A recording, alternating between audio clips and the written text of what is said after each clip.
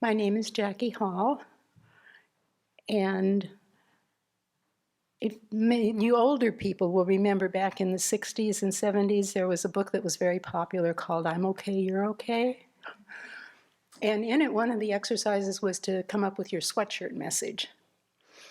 And I've had different sweatshirt messages over the years, but if I was to say I have a sweatshirt message today, it would be travel to serve. And so, what I think about is, and I've said this to a few people, that our life, we think of our life as chapters, but my life has been many lives, not just a chapter. They've been really different lives.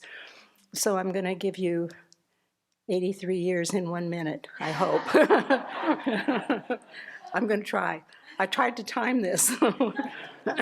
So, life as a schoolgirl, a young mother, a bit of an adventurer, an independent woman, a seeker, much more serious seeker when I was in my 40s, always a seeker. Seeking has run through my whole life. An AIDS educator and a hospice volunteer. And during that time, I also became a caregiver for my parents, a monastic, a little bit. And at the age of 65, I left the country and started traveling to serve. So, and I've been back since last October. So I've been back in the United States now for a year. I did come back in between a couple of times. But this is a new life. Since I've been back, I feel like okay, here we are, new life again. So I don't know what this one is going to hold, but that's where I am today. So that's 83 years in 1 minute. And in those events or those lifetimes that I mentioned, I could think of, well, more, but 2 life-changing events that I'll talk about. And one was AIDS, and the other one was my introductory retreat at Shasta Abbey.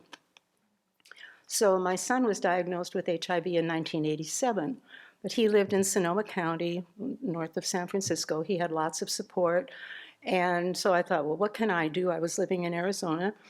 So I became an AIDS educator. And I became very comfortable with death and dying as I was working with families. We had our support groups and stuff. And I'd never been exposed to death before. I didn't live near our extended family, so this wasn't all new, and I was like 50. So it was quite a surprise to me. And because of that, I became a hospice volunteer. And that continued to be my heart work for many years. I revisited Shasta Abbey. I spent time at Great Vow in northern Oregon, and I moved to Upaya, where I lived for a year. Soto Zen suited me well because of the meditation practice that I had been taught by my guru. And I had learned along the line to pay attention to coincidences and synchronicities, and that's just basically how I've lived my life now for a few decades. I don't plan anything. I never have a plan. I only ever buy a one-way ticket. Because I never know what's going to happen, where I'm going to go from where I am. And that works for me. It doesn't suit most people, I have found. They're very surprised, but that's the way I do it. So when I started traveling, I went to South Africa because in 2004, that was one of the hardest hit areas with AIDS. And the first hospice that I went to as a volunteer, they handed me a bucket and a rag and took me to a room in the back of the building and told me to wash the corpse. They weren't talking about his face. So, and I'm like, you can do this. It was kind of a surprise, but I did. Because I wanted to stop in India, before I went back to the United States, my travel agent suggested that one of those round-the-world tickets would be a good idea. But this trip was put together very quickly because of another set of circumstances. It would take me 10 minutes to explain. And so he couldn't get all the paperwork together. So he suggested that I stop in Thailand and go to their office in Bangkok and get the rest of the paperwork and spend a month or whatever, in Thailand. And so that's what I did. And while I was there, I lived at Dhammananda's Women's Center west of Bangkok.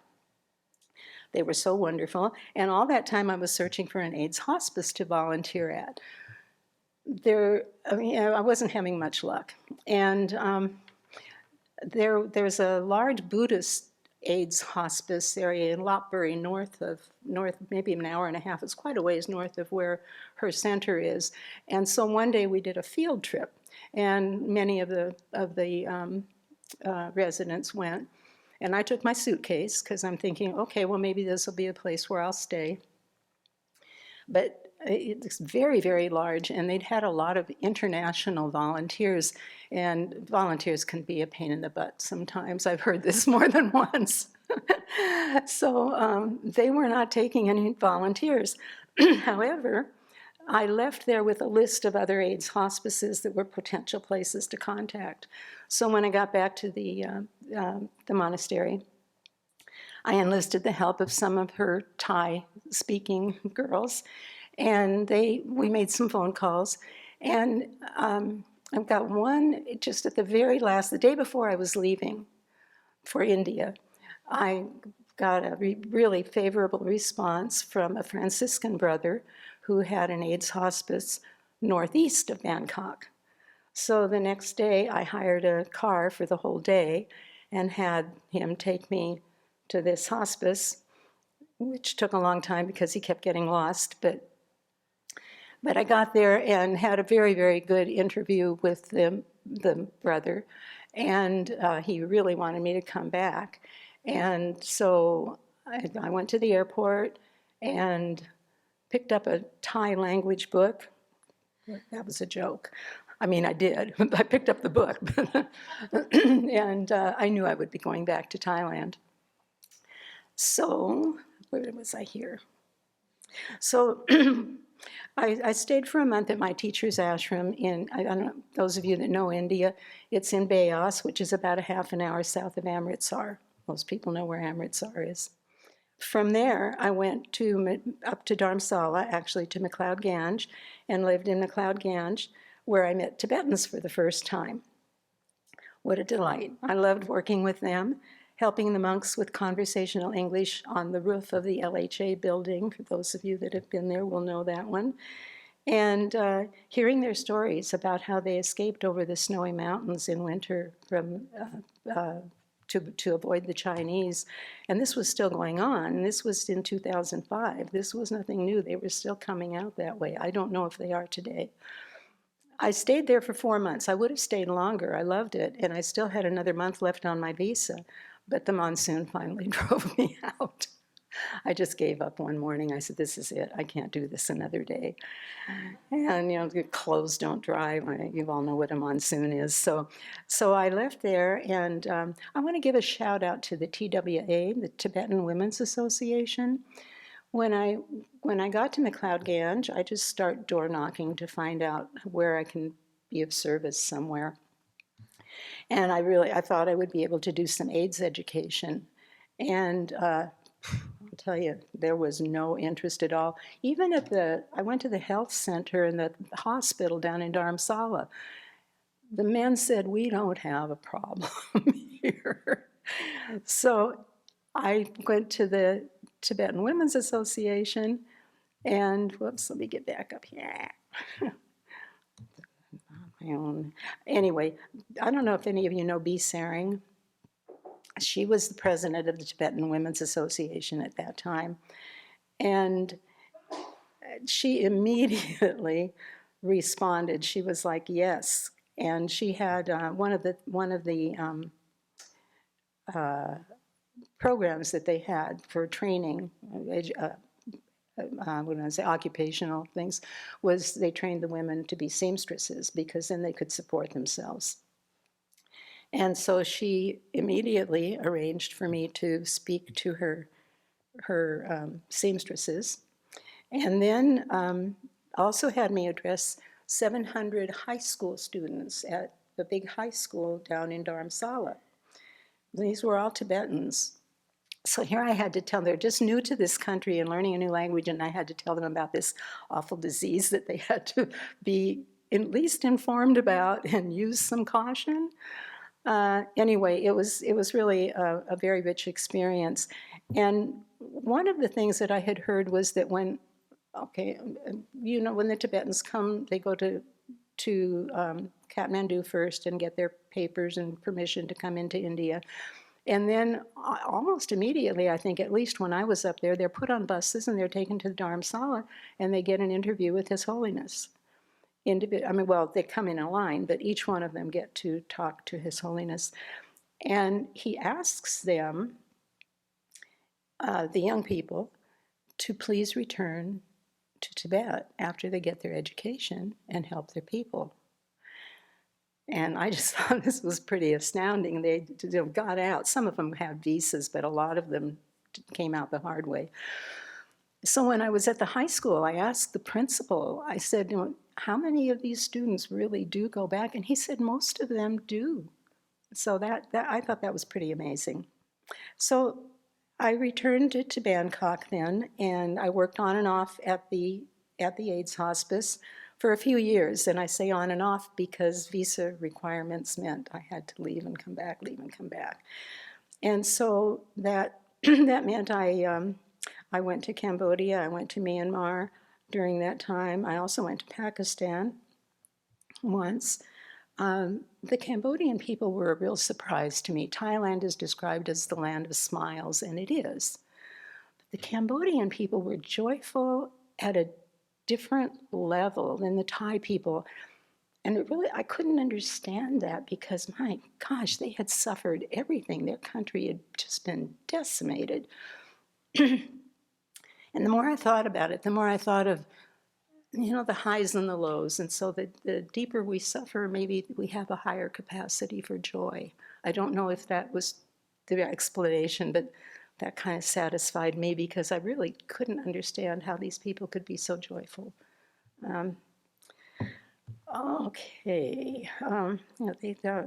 Anyway, if you don't know about Cambodia's history, I really recommend that you read something about it. Whenever I go to a new country, I try to read books about that country or by authors in that country, and it helps a lot. Amazing story. And the surprise about that was Thailand, I thought about another reason might be Thailand has never been colonized, and it also pretty much stayed out of World War II. I mean, there was some stuff, but for the most part, they weren't affected by these awful things that happened in all the countries around them. So back to hospice. The hardest part for me of the hospice care was how these people were just abandoned for the most part. Very few families or lovers would come to see them. They were just dumped, literally. And they'd hold out hope. Somebody will come.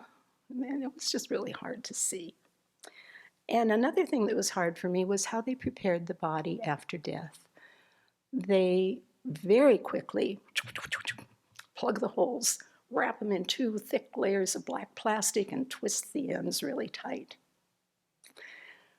And then the body was taken out to the garage and wait for the monks to come from the temple to pick it up for cremation. So I talked to the brother about this, and I said, it just seems like we could do this a little differently. And he actually built a very small chapel, just big enough to wheel the body. I mean, it was really a beautiful chapel, but the body could be wheeled in a chair. And so often I would be able to just sit there with the body and do some prayers and try to point them in the right direction. I could pretend I was a geshe or something, tell them to, what to look for. But that was a big improvement, I thought, because it just bothered me. They're just laying in a garage, and then a truck comes and picks them up. So no 3 days of anything. And one time a family a really active family that came often to visit their sick son invited me to come to the cremation ceremony, and that was quite interesting. Um, there are Buddhist temples everywhere in those three countries, in Myanmar, in Southeast Asia, Myanmar. I don't know about, no, Laos is communist, but certainly in Cambodia, in Thailand, and Myanmar. Temples are everywhere, but people aren't in them meditating or anything like that. There are, I guess, special holy days where people come and make offerings and they circumambulate and hold incense and candles. And otherwise, mostly it's monastery schools for the younger people and older people. When I first arrived in Thailand, I went into a temple just to see. They're everywhere. And there was a young monk sitting there alone. And so I started talking to him and asking him about his life. And he said his reason for being at the monastery was simply to get a university education. And then he would leave. He wasn't there to be a monk. And so this seemed to be the motivating factor for most young men. Of course, the little ones had to go, but as they got older, they didn't have to, but they would stay for that reason because they knew they could get an education. And there are some centers in Myanmar and Thailand where people can study for longer periods, and I did a couple of retreats at a few of those. More often than not, I found myself working with the Catholics on the front lines wherever things are needed. They're there. They're just there. There's no conversion stuff going on. They're just there to serve, and it's beautiful to see. Once when I was in Myanmar, I was setting up a new library at a Catholic seminary, and I met a nun who had a cloistered abbey in India. And I told her I'd always wanted to experience Catholic monasticism, but that's not possible. They don't let you in at all. It's very closed. And she said, oh, I can come to her abbey anytime. So she gave me a little brochure, and I put it in my suitcase, and a year or so later I did. And I have an interesting story about that, because when I go to a different kind of center, I try to participate as much as I can. And so in the early morning, they do a meditation. And so we're sitting in meditation. And afterwards, she came to me, she said, Jackie, how'd you learn to sit? How can you sit like that? And I said, oh, that's my Buddhist training. And she said, can you teach our sisters how to sit? I tried, and it wasn't very successful. I wanted to get them some cushions made, and I tried to go someplace and have just some little special, just get your tail blown up a little bit. Anyway, I thought that was funny. Another thing, this is just kind of an aside, but Asians are not shy at all about asking questions that we would never ask in America. One of the very first questions they ask is, how old are you? And the second one is, how can you afford to do this? Where do you get your money? And we would not ever do that. How much money do you have? So when I explained to them how volunteering works, and that my major expense is travel, because almost everywhere I went, if you volunteer, you get food and accommodation. It just goes with it. Not always, but for the most part. So it's the travel expense. And also, when I'm there, I'm living with the locals, so I get to experience things that tourists wouldn't ever be privy to. Once I got a phone call out of the blue from a priest who wanted me to come to his seminary to help his boys with English. I said, Father, I'm not a teacher. He said, never mind, just come. He wanted them to be exposed to some English. It was really important. And so I did. I said, I finished whatever it was that I was doing, and I said, okay, I'll come when I can. And so I did go, and I figured it out. This was the chameleon order, and their charisma is helping the sick. They have nursing homes for the elderly, and they do work with disabled children also. But this was 16 postulants. Half were Thai, half were Vietnamese, and they were studying to become priests. And so the postulants they study for like 10 years, I think. Postulants is like the first year. And yeah, it was just a really special time. Oh, and so that got me started. I'd had to teach myself to be an ESL teacher. And so for the next 13 years, teaching ESL was pretty much what I did because that's what everybody wanted wherever I went. And AIDS was not the issue. By this time, medicines were getting into most of these countries, and so people weren't dying. I'm not a nurse. I wasn't interested in yeah. I like to work with the people with dying, and so hospice work was not high anymore, and like it was in the 90s and the 2000s. So in 2018, I'm skipping a lot of years here, I went to help at the Dalai Lama Institute in Bangalore. It's between Bangalore it's between Bangalore and Mysore, for those of you that know India. Beautiful facility. It was promoted by the Dalai Lama's sister. I don't know if she's still alive. I know she's older than him. I don't know if she's still alive. Anyway, so what this was designed to do was meet the hole in the education system for these young Tibetans that didn't come or weren't here when they were young. But the people that don't get to go to the TVC schools are not allowed to go into Indian universities. And so she saw this is a big gaping hole. And so they built this, they have it's very large, and they have, I want to say 140 acres, something like that. It's a large piece of land. And beautiful, three large buildings. I wish I had a picture of it to show you. But the Bisering, who was the president of the TWA at the time that I was in McLeod Ganj and keeps trying to retire but keeps getting pulled back in by His Holiness, she was the principal at the DLI when I went. And she has been working for years to get accreditation for these students at the university in Mysore and the university in Bangalore. And the year that I was there, she was finalizing that project. So I'm hopeful that those students are able to go on now to higher university. Yeah, in India. Where are we? I'm in India here. And so there were 20 geshe-las, and they were studying this advanced, you know how they have the course and you go start with beginner, intermediate. They were at the advanced level in these English texts, but they still couldn't have a conversation. And I don't teach English. I help people with pronunciation and conversation. So mainly pronunciation is what I focus on. So about half of them came. I just had a special class, and if they wanted to come, they could. And about half of them came regularly. They were so delightful, and they worked so hard. They were really sweet. Oh, and I learned to love sampa for breakfast. When I got back to the States, I actually ordered some online, but somehow it's not quite the same. I really missed sampa when I left there. And I had to leave there because of the visa. And I went to Kopan in Nepal because one of the geshes had suggested it.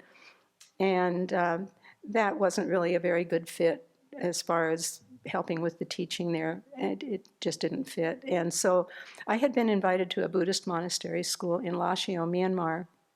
There's an interesting story about this place. I wish I could remember the name of it and the name of the monk, but I don't. I'd have to research it. But this is a well-known monk in Taiwan. And some of you may know who he is. Very rich, apparently, now. But he was born in this very poor area in Lashio, or Shan state, in Lashio. And when he became, I want to say wealthy, but they're not wealthy, but he had access to funds, resources, he had determined that if he ever could, that he would want to make life better for the children in the area where he was raised, because this is still all very tribal, and if they don't get any education, the only thing for them to do is pick up a gun and join their local army. So that's what's going on there.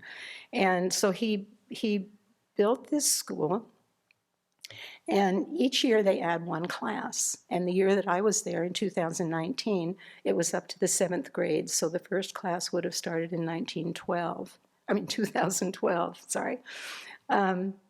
And I didn't work with the children. I don't do children, but I worked with the teachers and with a few of the monks who were not dedicated like the Geshes, I can tell you. But while I was there was a bridge blown up on the main highway, not too, well, I don't know, ways from us, not too far. That we would hear periodically, we would hear shooting and for about a 2-week, there was a little uprising there during that time. And for about a 2-week period, there were 3 foreigners that were living at the monastery, and they would drive us into Lashio, and we had to stay at a hotel in Lashio and drive back a half an hour to the monastery every morning because they were, foreigners are just a target, I guess. But this is pretty close to the border with Thailand, and this particular road that goes past the monastery entrance is part of that Belt and Road initiative the Chinese have.